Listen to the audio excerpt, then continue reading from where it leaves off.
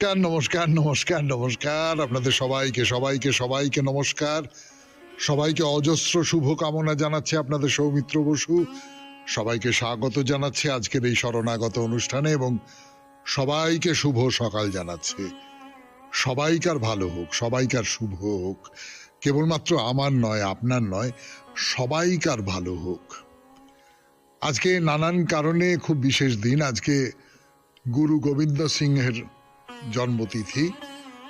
জাদু সম্রাট পিসি সরকার, মানে যিনি সিনিয়র আর কি, তিনি প্রয়াত হয়েছিলেন আজকের তারিখে 1971 খ্রিস্টাব্দে। বিপ্লবী বারীন্দ্র কুমার ঘোষ জন্মগ্রহণ করেছিলেন আজকের তারিখে 1880 খ্রিস্টাব্দে। বেনি মাধবশীলের পঞ্জিকা অনুযায়ী আজকের দিনটার কথা বলি। আজকে 21শে পৌষ 1431, ইংরেজির 6ই জানুয়ারি 2025, সোমবার। আজ সপ্তমী। সূর্যোদয়ের সময় সকাল 6:24, সূর্যাস্তের সময় বিকেল 5:03। নক্ষত্র উত্তর ভাদ্রপদ। আজকে জন্মে মীন রাশি, বিপ্রবর্ণ, নরগণ। রাত্রি 4:56 গতে দেবগণ। আমাদের হোয়াটসঅ্যাপে চিঠি পাঠাবার নাম্বার 9831922927। চিঠির গোড়ায় অতি অবশ্যই SG লিখতে হবে। এবারে একটা কথা মনে করিয়ে দিই, আমাদের সামনের বৃহস্পতিবারে যে চিঠিপত্র নিয়ে যে অনুষ্ঠান হবে, সেই অনুষ্ঠানের বিষয় হলো শুভ বনাম হ্যাপি। শুভ বনাম হ্যাপি অর্থাৎ আমরা বলি শুভ নববর্ষ, শুভ জন্মদিন, আর সাহেবরা বলে হ্যাপি নিউ ইয়ার বা হ্যাপি বার্থডে। শুভ বলতে কি বোঝান, হ্যাপি বলতে কি বোঝান, এই নিয়ে আপনার ভাবনা চিন্তা, আপনার অভিজ্ঞতা যা কিছু বলুন না কেন, তাই নিয়ে আপনার চিঠি মঙ্গলবার, মানে আগামীকাল সন্ধে 6টার মধ্যে আমাদের দপ্তরে পৌঁছে যেতে হবে। তাহলে এবারে আজকের অনুষ্ঠান সম্পর্কে বলি। আজকের অনুষ্ঠানে প্রথমে পুরাণ চিরন্তন। পুরাণ চিরন্তনে আমরা 64 কলা নিয়ে কথা বলছিলাম। তাই 64 কলা নিয়ে অনেকগুলো কলা সম্পর্কে কথা হয়েছে এবং আমরা যাদের কলা বলে মনে করি, শিল্প বলে মনে করি, তার বাইরেও অনেক কিছু আমাদের প্রাচীন যে পূর্বপুরুষেরা, তারা তাদেরও শিল্প বলে মনে করতেন। তার পরিচয় আমরা আস্তে আস্তে পাচ্ছি, আরো পরিচয় পাবো, পেতে থাকবো। তারপরে চলে যাব স্বামী বিবেকানন্দের রচনা থেকে পাঠ।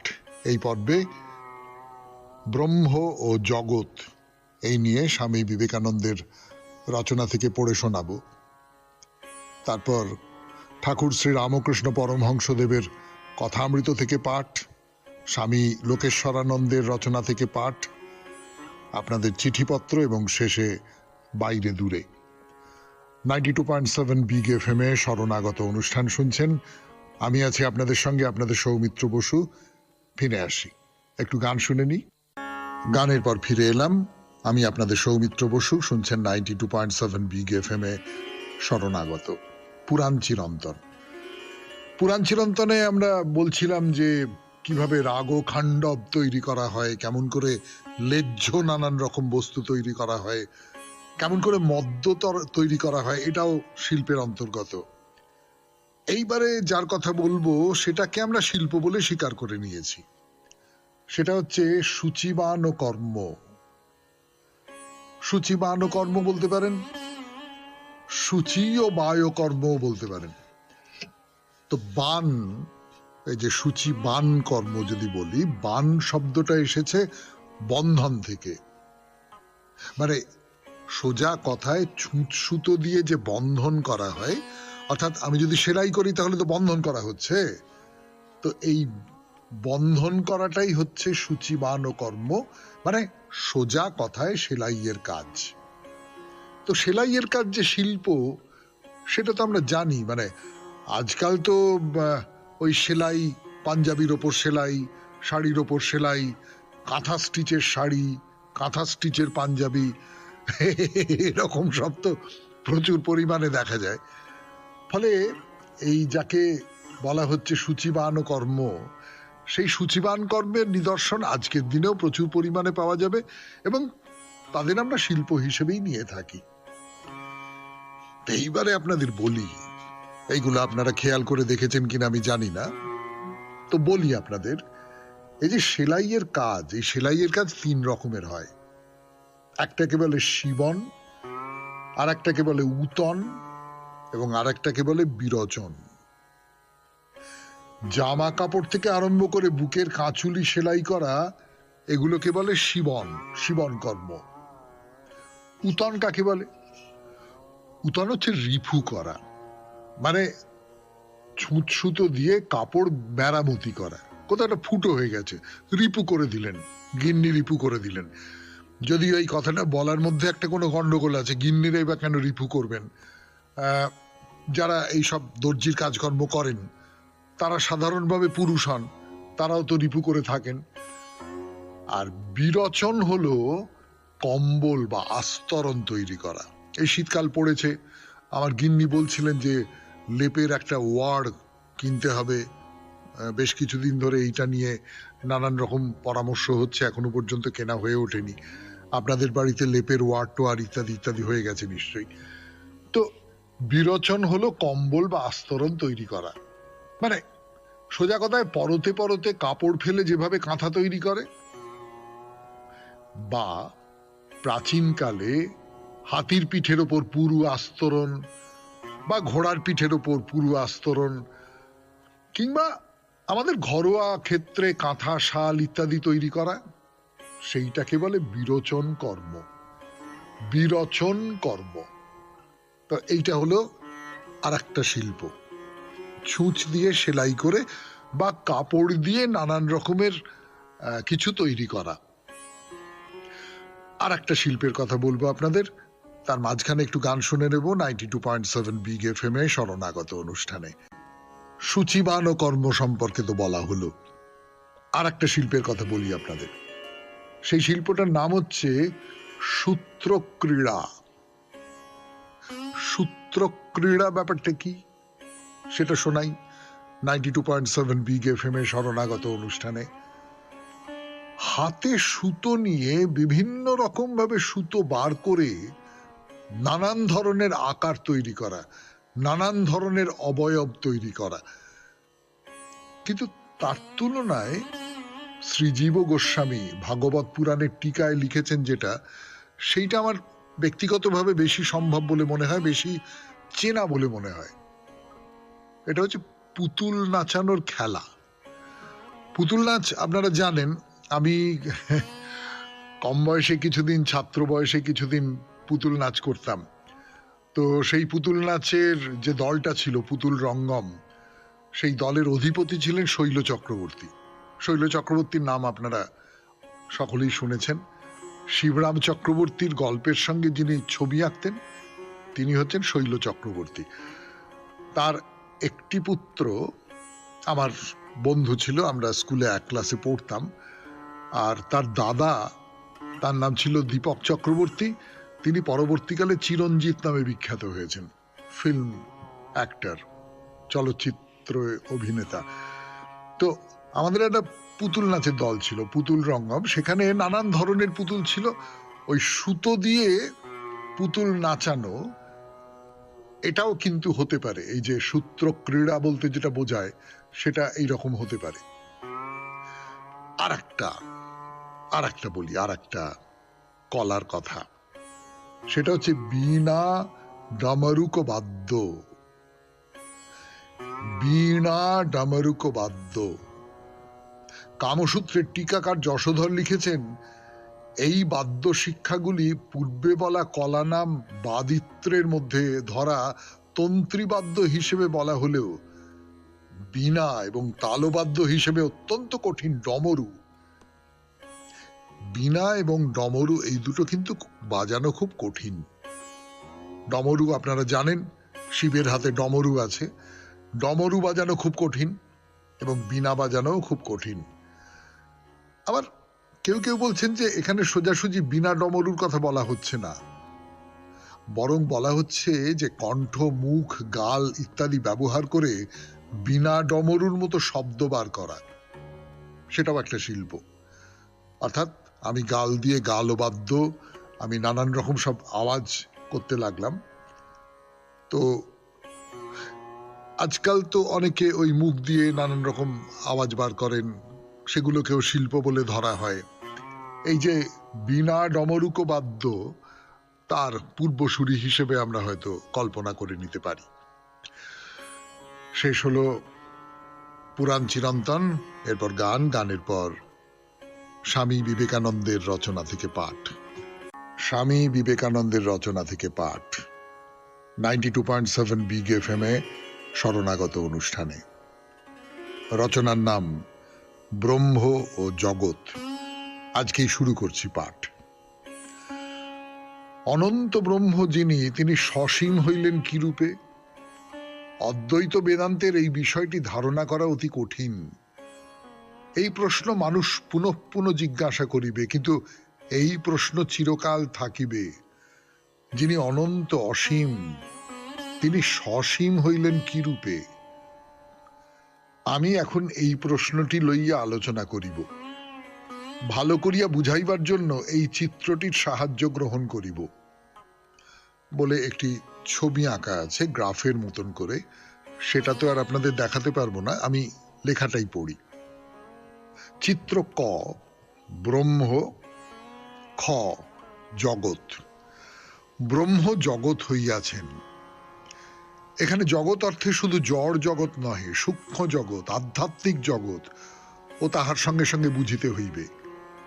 স্বর্গ, নরক, এক কথায় যাহা কিছু আছে জগৎ অর্থে, সে সবই বুঝিতে হইবে। এক প্রকার পরিণামের নাম মন, আর এক প্রকার পরিণামের নাম শরীর, ইত্যাদি ইত্যাদি। এই সব লইয়া জগৎ। এই ব্রহ্ম ক, জগৎ খ হইয়াছেন দেশ ও কাল ও নিমিত্তের মধ্য দিয়ে আসিয়া। ইহাই অদ্বৈতবাদের মূল কথা। দেশ ও কাল ও নিমিত্তরূপ কাচের মধ্য দিয়া ব্রহ্মকে আমরা দেখিতেছি, আর ওই রূপে নিচের দিক হইতে দেখিলে এই ব্রহ্ম জগদ্রূপে দৃষ্ট হন।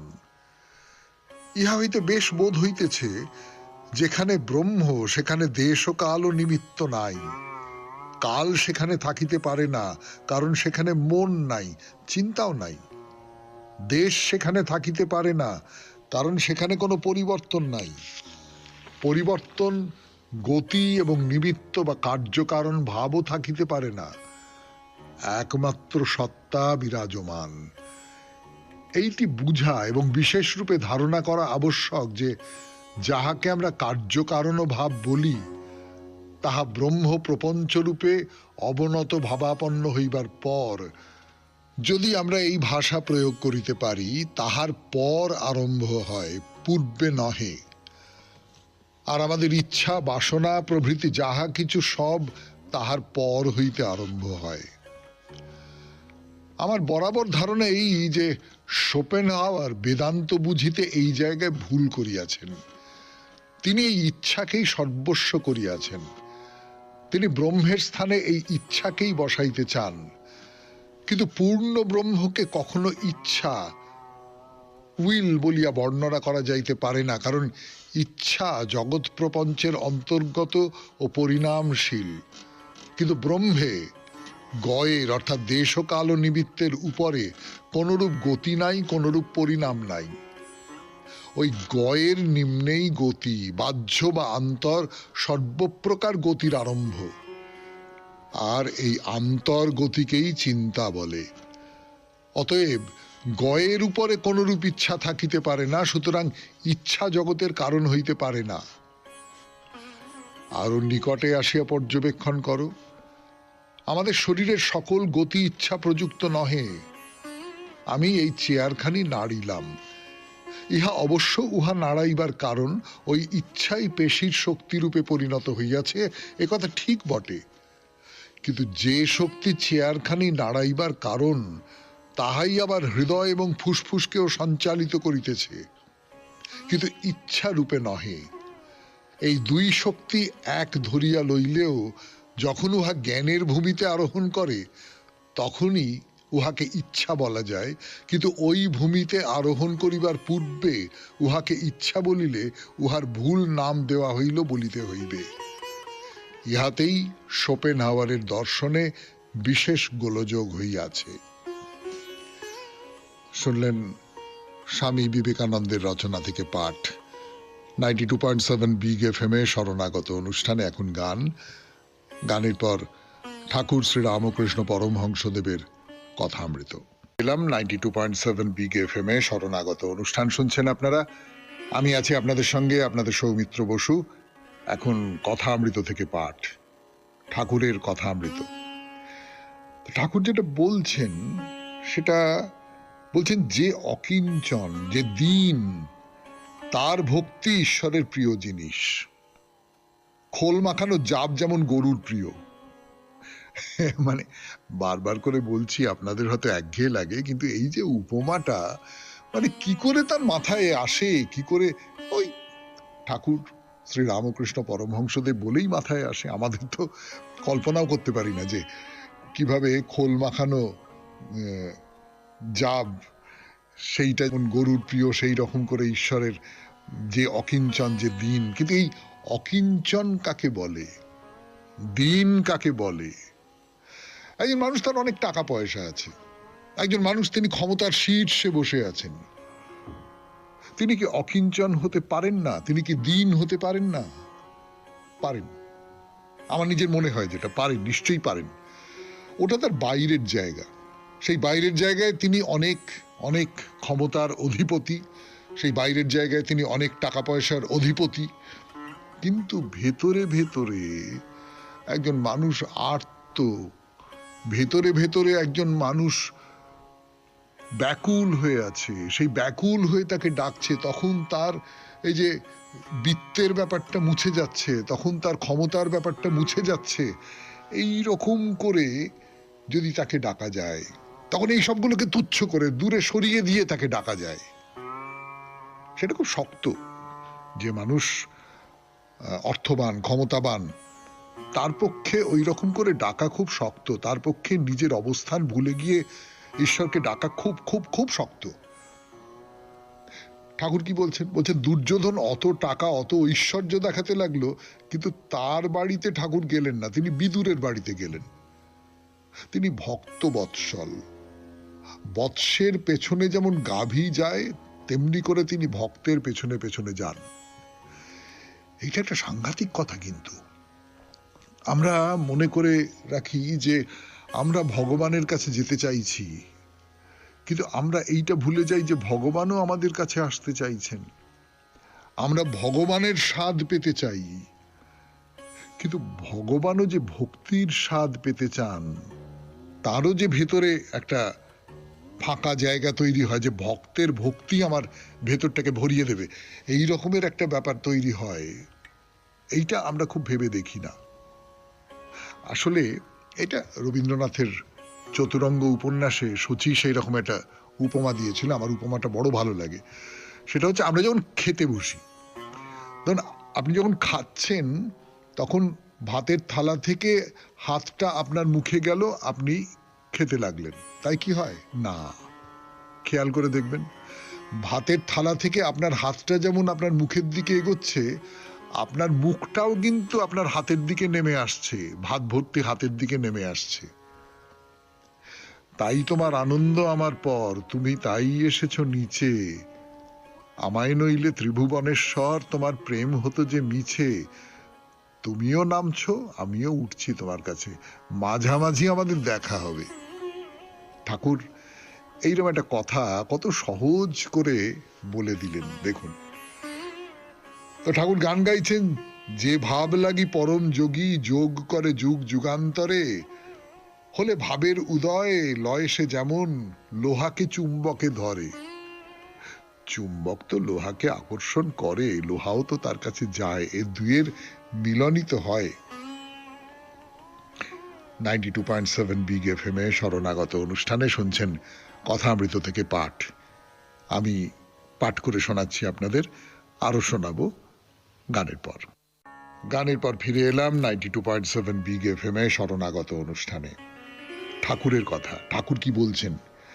ঠাকুর বলছেন যে একেবারে দীন অকিঞ্চন হয়ে তাকে ডাকতে হবে। শ্রী চৈতন্যদেবের কৃষ্ণ নামে অশ্রু পড়ত, শুধু কৃষ্ণ নামটা করলে অশ্রু পড়ত। ঈশ্বরই বস্তু আর সব অবস্তু। মানুষ মনে করলে ঈশ্বর লাভ করতে পারে, কিন্তু মনে করে না। ওই কামিনী কাঞ্চন ভোগ করতেই মত্ত। মাথায় মানিক রয়েছে, তবু সাপ ব্যাং খেয়ে মরে। আমার ভেতরে তিনি আছেন, আমার ভেতরে তিনি আছেন, তিনি বাস করছেন। আমি তার দিকে মুখটা ঘোরাচ্ছি না। আমি সংসারের নানান রকম সমস্ত এটা ওটা সেটা, সুখ দুঃখ, এই সংসারের যে নানান রকম পাক, তার মধ্যে ডুবে আছি। সংসারের পাকের মধ্যে ডুবে থাকতে পারেন আপনি, কিন্তু মনে মনে জানতে হবে যে না, এগুলো না বাজে, এগুলো ফালতু, এগুলোর কোনো মানে নেই। আসল তিনি, আসল তিনি, সেইটা মনে রেখে আমি, হ্যাঁ তিনি আমাকে সংসারের মধ্যে ফেলেছেন, আমি সংসার করছি, ঠিক আছে করছি, তিনি বলছেন, কিন্তু আমার মনটা ওইখানে আছে। তাকেই আমি জীবনের ধ্রুবতারা করে রেখে দিয়েছি, রেখে দিয়ে আমি সংসারটা করছি, করতে হয় বলে করছি। কোনো কিছুতেই জড়িয়ে যাচ্ছি না। নিজেকে খানিকটা নিরাসক্ত রাখা, নিজেকে নির্বিকার রাখা, নিজেকে ওই কচু পাতায় জল পড়লে যেরকম দোলে, কোথাও পাতাটাকে ভেজাতে পারে না, সেই রকম করে রাখা, এইটা এইটা করতে হবে। ঠাকুর কি বলছেন? বলছেন ভক্তি সার। ঈশ্বরকে বিচার করে কে জানতে পারবে? আমার দরকার ভক্তি। বিচার মানে যুক্তি, বিচার মানে তথ্য, বিচার মানে চিরে চিরে চিরে চিরে দেখা। না না না না, ওসব ওসব না, ওসব না। ভক্তি মানে সমর্পণ। আমি কিচ্ছু জানি না, আমি তোমার পায়ে নিজেকে নিবেদন করে দিলাম, তুমি যা পারবে করো, যাও, তোমার উপর নির্ভর করছে, বকলমা দিয়ে দিলাম, যাও ঈশ্বরকে। আরে বাবা, তার অনন্ত ঐশ্বর্য আছে, ও সমস্ত জেনে আমি কি করব? এক বোতল মদে যদি আমি মাতাল হই, তাহলে সুঁড়ির দোকানে কত মন মদ আছে সে খবরে আমার কি দরকার? এক ঘটি জলে আমার তৃষ্ণার শান্তি হতে পারে, পৃথিবীতে কত জল আছে সে খবর জেনে আমি কি করব? 92.7 বিগ FM এ শরণাগত অনুষ্ঠানে শেষ হলো কথামৃত থেকে পাঠ। এরপরে গান, গানের পর ফিরে আসছি। স্বামী লোকেশ্বরানন্দের রচনা থেকে পড়ে শোনাবো আপনাদের। রচনার নাম ধর্ম ও সাম্প্রদায়িকতা। ধর্ম ও সাম্প্রদায়িকতা, স্বামী লোকেশ্বরানন্দের রচনা থেকে পড়ে শোনাচ্ছি আপনাদের। ধর্মকে সাম্প্রদায়িকতা থেকে পৃথক করা যায় কি? এ প্রশ্ন খুবই স্বাভাবিক, কারণ আজও বিভিন্ন ধর্ম সম্প্রদায়ের মধ্যে বিবাদ বিসংবাদ লেগেই আছে। ধর্ম মানুষে মানুষে ঐক্য আনবে, সেটাই হওয়া উচিত, কিন্তু তা না করে ধর্ম এমন বিভেদের সৃষ্টি করছে যে এক সম্প্রদায় আর এক সম্প্রদায়ের বিরুদ্ধে খড়গহস্ত। এটি একটি অদ্ভুত অসঙ্গতি, কারণ সব ধর্মের সার কথা তো একই। সব ধর্মই তো শান্তি, শুভেচ্ছা, নম্রতা ও সহনশীলতার কথাই বলে। ধর্মের ভিতর ঘৃণা এবং বৈরিতার কোনো স্থান নেই। তবুও কেন বিভিন্ন ধর্মীয় গোষ্ঠী পরস্পর লড়াই করে? কেনই বা এই হানাহানি এক এক সময় মারাত্মক আকার নেয়? তাহলে কি বুঝতে হবে ধর্মের ভিতরেই ভুল কিছু রয়ে গেছে? আসলে ধর্মের নামে মানুষ নির্বোধের মতো যেসব কাজ করে, তার জন্য ধর্মকে দোষারোপ করলে ভুল হবে। ধর্ম কখনো এসব আচরণ অনুমোদন করে না। কিন্তু মানুষ যদি ধর্মের অনুশাসনগুলিকে অগ্রাহ্য অথবা বিকৃত করে, তাহলে ধর্ম কি করতে পারে? যথার্থ ধর্ম কখনো এ কথা বলে না নিজের ধর্ম পালন করতে গিয়ে অন্য ধর্মকে আপনি অসম্মান করুন অথবা অন্য ধর্মাবলম্বীদের ধর্মাচরণে বাধা দিন। আপনি আপনার মতো বাঁচুন, আমাকেও আমার মতো বাঁচতে দিন। এই নীতি বিভিন্ন ধর্ম সম্প্রদায়ের পারস্পরিক সম্পর্কের ভিত্তি হওয়া উচিত। এমনকি এটিও যথেষ্ট নয়, সম্ভব হলে নিজের ধর্মের মতো অন্য ধর্মকেও সমান সম্মান করা চাই। কিন্তু বাস্তবে যা ঘটে সেটা ঠিক এর বিপরীত। কেন এমন হয়? গোষ্ঠীতে গোষ্ঠীতে দ্বন্দ্ব হতেই পারে, কিন্তু ধর্মের নামে তা হবে কেন? বিশেষ করে যখন শুভেচ্ছা, মৈত্রী, সহনশীলতা এবং পারস্পরিক শ্রদ্ধা ছাড়া ধর্ম অন্য কিছুই প্রচার করে না। এর উত্তর পেতে গেলে বুঝতে হবে যে ব্যক্তিগত ধর্ম এবং প্রাতিষ্ঠানিক ধর্মের মধ্যে বিস্তর পার্থক্য আছে। ব্যক্তিগত ধর্মে কতকগুলি নীতির প্রাধান্য থাকে, যার বিচিত্র ও বহুবিধ প্রয়োগ সম্ভব। ব্যক্তিগত ধর্মকে বলা যায় সর্বোচ্চ মানবিক আচরণের প্রতি এক অঙ্গীকার, যার প্রকাশ এক একজন মানুষের ভিতর এক এক রকম। কিন্তু প্রাতিষ্ঠানিক ধর্ম গতে বাঁধা, অনমনীয়, নিয়মের একচুল এদিক ওদিক হওয়ার জো নেই। ব্যক্তি স্বাতন্ত্র্যের কোনো মর্যাদা সেখানে নেই। আধ্যাত্মিকতা নয়, বৈষয়িক ও রাজনৈতিক শক্তিকে আশ্রয় করেই এই জাতীয় ধর্ম পুষ্ট হয় এবং বিস্তার লাভ করে। এইসব ধর্মের চেষ্টা থাকে কি করে অনুগামীদের সংখ্যা বাড়ানো যায় সেই দিকেই। আদর্শের শক্তিতে তারা শক্তিমান নয়, তাদের শক্তির উৎস অনুগামীদের আবেগ ও উৎসাহে। যারা তাদের ধর্মের আদর্শগুলি পালন করা দূরে থাকুক, বোঝেনও না, কিন্তু মুহুর্মুহু ওইসব আদর্শের জিগির তোলেন। এ ধরনের সংগঠিত ধর্ম থেকেই সাম্প্রদায়িকতার সূত্রপাত হয়, এবং যারা এইসব ধর্মের নেতৃস্থানীয় ব্যক্তি, তারা পরিস্থিতিকে আরো খারাপ করে তোলেন। সংকীর্ণ স্বার্থ চরিতার্থ করার জন্য তারা এমন সব তুচ্ছ বিষয় নিয়ে সমর্থকদের খেপিয়ে তোলেন, যার সঙ্গে প্রকৃত ধর্মের কোনো সম্পর্ক নেই। অথচ উন্মত্ত অনুগামীরা হিংসার আশ্রয় নিয়ে ভাবেন তারা বুঝি তাদের প্রিয় ধর্মের সেবাই করছেন। বাস্তবিক এ জাতীয় সংগঠিত ধর্মের নেতারাই সবচেয়ে কম ধার্মিক। এদের কাছে উদ্দেশ্যটাই বড়, উপায় যতই মন্দ হোক না কেন তাতে তাদের কিছু যায় আসে না। আর সেই উদ্দেশ্যের মধ্যেও ঈশ্বরের কোনো নামগন্ধ নেই।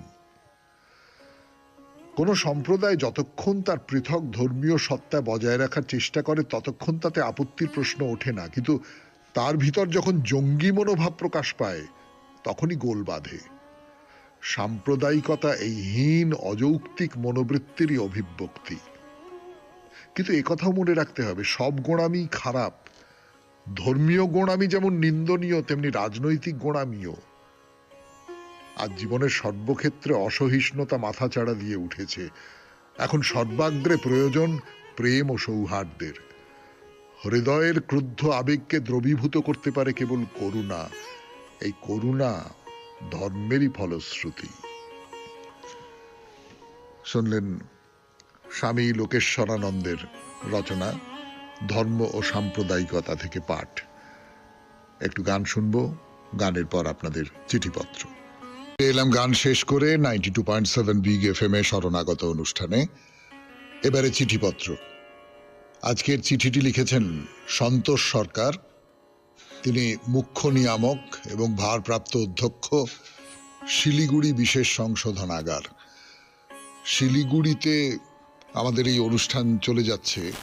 সাধারণভাবে যাওয়ার কথা নয়, কিন্তু আমার নিজের ধারা, ওই যে হোয়াটসঅ্যাপটি আছে, হোয়াটসঅ্যাপ গ্রুপটি আছে শরণাগত সৌমিত্র পরিবার, তার সূত্র ধরেই সম্ভবত শিলিগুড়িতে সন্তোষবাবুর কাছে অনুষ্ঠান চলে যাচ্ছে এবং তিনি সেখান থেকে চিঠি লিখেছেন।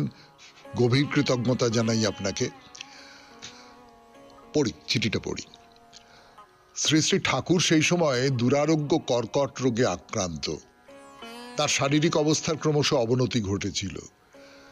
চিকিৎসার সুবিধার জন্য ঠাকুরকে নিয়ে আসা হয় কাশীপুর বাগানবাড়িতে। তারিখটা 1886 সালের 1 জানুয়ারি। ঠাকুর একটু সুস্থ বোধ করায় বাগানে হাঁটতে বেরিয়েছিলেন। সেখানে তিনি গিরিশচন্দ্রকে জিজ্ঞাসা করেন, তোমার কি মনে হয় আমি কে? গিরিশচন্দ্র বলেন, আমি বিশ্বাস করি যে আপনি মানব কল্যাণের জন্য মর্তে অবতীর্ণ ঈশ্বরের অবতার। রামকৃষ্ণ পরমহংস বলেন, আমি আর কি বলবো, তোমাদের চৈতন্য হোক। এরপর ঠাকুর সমাধিস্থ হন এবং প্রত্যেক শিষ্যকে স্পর্শ করেন। রামকৃষ্ণ অনুগামীদের মতে তার স্পর্শে সেদিন প্রত্যেকের অদ্ভুত কিছু আধ্যাত্মিক অনুভূতি হয়েছিল। বিশ্বাস করি শ্রী শ্রী ঠাকুরের সমস্ত শিষ্য এবং ভক্তেরা আজও তার স্পর্শ অনুভব করেন। আজকের দিনে ঠাকুর কল্পতরু। ঠাকুরের কাছে এই আবেদন করি, অনন্ত তোমাকে ভালোবাসে সেই মানুষগুলোর চৈতন্য হোক, তাহলেই পৃথিবীটা স্বর্গে পরিণত হবে। নমস্কারান্তে সন্তোষ সরকার, মুখ্য নিয়ামক, ভারপ্রাপ্ত অধ্যক্ষ, শিলিগুড়ি বিশেষ সংশোধনাগার। হ্যাঁ, কল্পতরু উৎসবের এই যে কাহিনী, সেই কাহিনীটা আমরা 1 জানুয়ারি বলেছিলাম, আপনাদের নিশ্চয়ই খেয়াল থাকবে। তো সেই কথাগুলোই সন্তোষবাবু জানিয়েছেন, কিন্তু ভালো কথা বারবার শুনতেও তো কোনো আপত্তি নেই। আর এত দূর থেকে সন্তোষবাবু পাঠিয়েছেন, আমি বুঝতেই পারছি যে এই চিঠিটা যখন তিনি লিখেছেন তখনও পর্যন্ত তার কাছে 1 জানুয়ারির অনুষ্ঠানটা পৌঁছয়নি, পরে পৌঁছেছে। আপনাকে অনেক ধন্যবাদ সন্তোষবাবু। এইবারে তাহলে বাইরে দূরে 92.7 বিগ এফএম এ শরণাগত অনুষ্ঠান শুনছেন। আমি আছি আপনাদের সঙ্গে, আপনাদের সৌমিত্র বসু। ফিরে আসছি রে দূরে 92.7 বিগ এফএম এ শরণাগত অনুষ্ঠানে। এখন বাইরে দূরে আমরা বিহারের মুন্ডেশ্বরী মন্দিরের কথা বলছি। মুন্ডেশ্বরী মন্দিরের একটা ইতিহাস আছে, মানে ইতিহাস বলতে যেটা বোঝায় সেইটা নয়। শরণাগত শ্রোতারা জানেন ইতিহাসকে আমরা অন্তত শরণাগতের পরিপ্রেক্ষিতে বা পুরাণ চিরন্তনের পরিপ্রেক্ষিতেও বটে দুটো ভাগে ভাগ করে নিয়েছি। একটা হচ্ছে খাঁটি ইতিহাস, যেটা তথ্য প্রমাণ ইত্যাদি ইত্যাদির মারফত আমাদের সামনে এসে পৌঁছয়। আর আরেকটাকে বলতে পারি আমরা পৌরাণিক ইতিহাস, পুরাণের মধ্যে দিয়ে যে ইতিহাস আমাদের কাছে পৌঁছয়। যারা সত্যিকারের ইতিহাসবিদ তারা এই পৌরাণিক ইতিহাসকেও কিন্তু যথেষ্ট পরিমাণে গুরুত্ব দেন। তারাও কিন্তু যথেষ্ট পরিমাণে মনে করেন যে এই পুরাণের যে কাহিনীগুলো, কিংবদন্তিগুলো, তার মধ্যে অনেক অলৌকিকতা থাকতে পারে, নিশ্চয়ই আছে। এই আমরা মুন্ডেশ্বরীর যে কাহিনী বলবো বা বলেছি, এর আগে বলেছি, তার মধ্যেও অনেক অলৌকিকতা আছে, কিন্তু এর ভেতরেও কোথাও একটা সত্য আছে। সেই সত্যগুলোকে ওই অলৌকিকতার ভেতর থেকে বেছে বেছে বার করতে হবে। সেই বার করবার দায়িত্ব আমার নয়, সে বার করবার দায়িত্ব হয়তো সাধারণভাবে আজকের এই শরণাগত অনুষ্ঠান যারা শুনছেন তাদেরও নয়, কিন্তু ওই কাহিনীগুলো একরকম করে ইতিহাসের অন্তর্গত, যাদের নাম আমরা দিচ্ছি পৌরাণিক ইতিহাস। ওই যেটা বলছিলাম যে মুন্ডেশ্বরীর মন্দির বানিয়েছিল মুন্ড, যাকে স্থানীয় ভাষায় বলা হয় মুন্ডা, এবং তার ভাই চণ্ডা, চণ্ড নয় চণ্ডা, মাদুরানা পাহাড়ের উপর চণ্ডেশ্বরীর মন্দির প্রতিষ্ঠা করেছিল। এই কাহিনীটা এর আগের দিন বলেছিলাম আপনাদের। সে আপনাদের মনে থাকতেও পারে, নাও থাকতে পারে, কেননা এর মধ্যে শনিবার কেটে গেছে, রবিবার কেটে গেছে, দুদিনে বিস্মরণ হয়ে যাওয়া খুব সম্ভব। সেই জন্যই আমি গল্পটা আরেকবার ধরিয়ে দিলাম আপনাদের সামনে। তো এবার আর একটা পৌরাণিক ইতিহাসের কথা বলি, মহাভারতের কথা। আপনারা সকলেই জানেন এই দ্রোণাচার্য কৌরব আর পাণ্ডবদের শিক্ষাদান করেছিলেন। এ তো জানি আমরা সকলে, মহাভারতের কাহিনী তো জানি। কিন্তু তার বদলে তিনি কি পেয়েছিলেন জানেন? তার বদলে দ্রোণাচার্যকে অহি ক্ষেত্রে শাসক করে দেওয়া হয়। অহি মানে সাপ, অহি নকুল সম্পর্ক বলে না, সেই অহি, সেই সাপ ক্ষেত্রের শাসক করে দেওয়া হয়। আপনাদের এর আগে বলেছিলাম, আপনাদের মনে আছে নিশ্চয়ই। সেটা হচ্ছে এই জায়গায়, এই যে মন্দিরের এই যে অঞ্চলটা, এই অঞ্চলে প্রচুর পরিমাণে ওই সাপের নানান রকম মোটিফ, যাকে বলে সাপের নানান রকম চিহ্ন, সাপের নানান রকম মূর্তি, এই সমস্তগুলো পাওয়া যাচ্ছে। ফলে একে সর্পক্ষেত্র বলে মনে করা হয়েছে। অনেকে মনে করেছেন যে এখানে যারা রাজত্ব করতেন তারা তারা নাগ বংশের লোক, তাদের টোটেম ছিল সাপ, অর্থাৎ তারা সাপকে নিজেদের আদি পুরুষ বলে মনে করতেন। এরকম নানান রকম ভেবেছেন।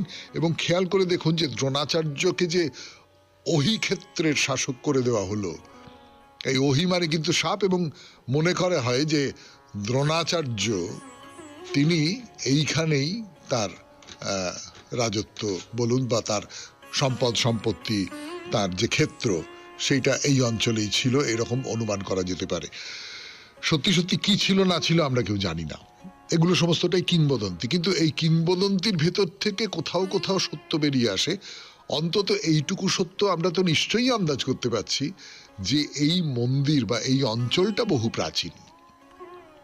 শুনছেন 92.7 বিগ এফএম এ শরণাগত অনুষ্ঠানে বাইরে দূরে। ফিরে আসছি, একটু গান শুনে নি। গান শেষ, কথা শুরু। বাইরে দূরের কথা, মুন্ডেশ্বরী মন্দিরের কথা 92.7 বিগ এফএম এ শরণাগত অনুষ্ঠানে। এবারে বলি যে এই যে মুন্ডেশ্বরী মন্দির, এইখানে যেতে গেলে আপনি কিভাবে যাবেন। বিহারের রাজধানী পাটনা, আমরা সবাই জানি।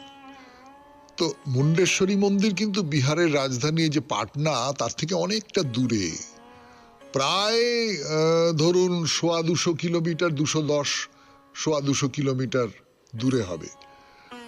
ফলে ট্রেনে করে আপনি যদি যান, পাটনায় নেমে আপনি মুন্ডেশ্বরী মন্দিরে যেতে পারবেন না, বা যেতে পারেন, সে অনেকখানি রাস্তা পার হতে হবে। তার তুলনায় আপনি অন্য একটা স্টেশনে নামতে পারেন। সেই স্টেশনটার নাম হচ্ছে Mohaniya Bhabua road station. Mohaniya Bhabua road station. এখান থেকে মুন্ডেশ্বরী মন্দির কাছে, 22 কিলোমিটার মতন দূরত্ব। আর যদি আপনি আকাশপথে আসতে চান, তাহলে এর সবচেয়ে কাছাকাছি এয়ারপোর্ট হলো অন্য আরেকটি তীর্থক্ষেত্র, হয়তো ভারতের সবচেয়ে বড়, সবচেয়ে সম্মাননীয় তীর্থক্ষেত্রগুলোর মধ্যে অন্যতম, বারাণসী। বারাণসী এয়ারপোর্টে আপনি নামতে পারেন। সেখান থেকে এই